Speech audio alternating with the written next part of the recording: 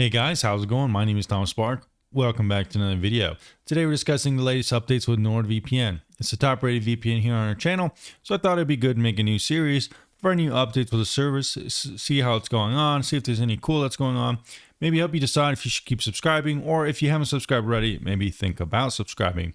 I'll be putting a link in the description down below for Nord that should get you the best ongoing deal with their product. This video is not sponsored by NordVPN. I'm just an affiliate for them, just like some other VPNs out there.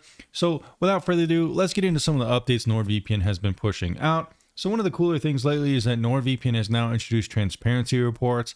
They list the various things going on with NordVPN, any requests for data, DMCA requests, and different things like that. So it'll be good to see that this is updated and just kind of provide more transparency to the community at large. Next up, we could talk about some of the application updates. So they have been updating the NordVPN application for Windows, providing a better and more finely tuned experience. According to this update, they now kind of optimize some stuff for MeshNet's file transfer. So if you didn't know what MeshNet is, well, it's one of the cool things with NordVPN that not many other VPNs do have. Basically, it allows you to create like a WireGuard tunnel between your local area network. You could transfer files from your phone to your computer wirelessly, or even kind of remotely access your PC and game wirelessly as well. So I've seen people use this with their Steam Deck, other ways to kind of access the computer and game and stuff like that. So that is pretty cool. It does seem they are updating it a lot, which is really nice. Apparently, they also updated their Nord Links protocol, which is powers MeshNet, and it got a speed boost, so that is very nice to see. So there'll be even more optimization with MeshNet and those kind of speeds. Kill switch will cut the traffic from your apps even when the VPN is just paused. So they kind of made an optimization there just so people didn't really think the traffic was leaking anything or anything like that. Apparently, they've also revamped the feature names and categories and threat protection, making it cleaner, easier to navigate. So threat protection is NordVPN's kind of like antivirus light. It kind of protects you from downloading malicious files, visiting malicious links and stuff like that. So that is very nice to see.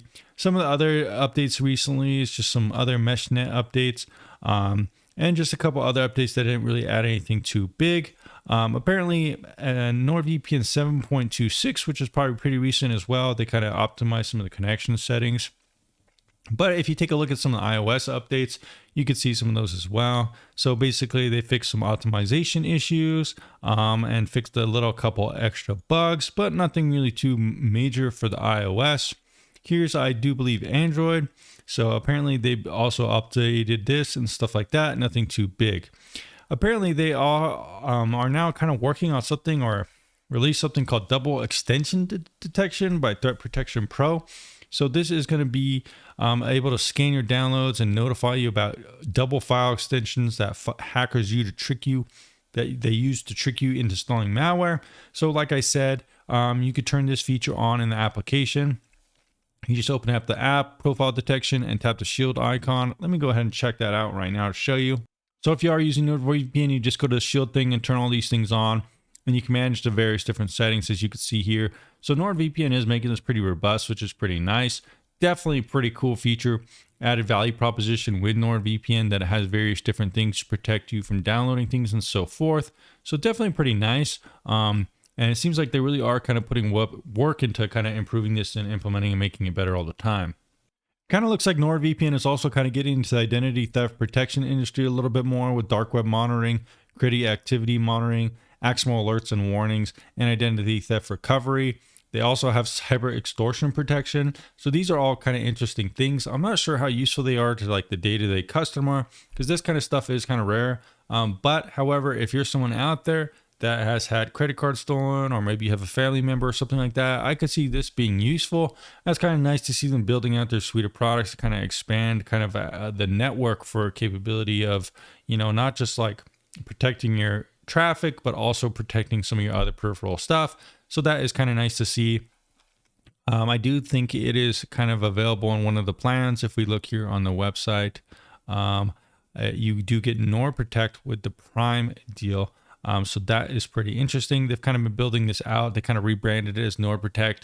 I noticed they were kind of providing some of these benefits, but now they kind of have like more of an official name for it. So that is cool. I guess if you guys are interested in something like this, it does include VPN, password manager, cloud storage, and this stuff. So they kind of have 4 different plans now, and this is added value proposition if you're interested in that.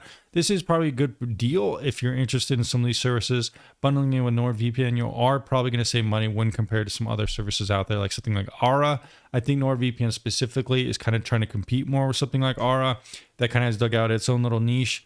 But yeah, I wouldn't really think there's much reason to go for something like Aura if you are looking for some of these identity theft protection features, since now NordVPN does have it, and their VPN offering, hands down, is way better. So overall, guys, that's about it with NordVPN for now. Not tons of stuff going on, mostly some basic optimization for stuff like MeshNet, increasing speeds, optimization for the apps, kind of rebranding some of the and repackaging some of the stuff for extra value proposition. But nevertheless, it's good to see so many different little minute updates coming out all the time for NordVPN. Lots of updates is generally good. It means you're going to have a more stable and more secure application. All right, guys, so that's about it. Stay tuned for the next update with NordVPN. I'll also be putting out another video for Surfshark 2 if you guys are interested in that one. They are kind of like similarly sister products. Kind of owned by the same company, but kind of operated independently. So you might want to keep a lookout for both of those. If you're not subscribed to Nord, I'll be putting a link, like I said, in the description down below. One of the VPNs out there that does have a lot of nice updates and stuff like that. So that's pretty cool to see. And I'll see you in the next video very soon.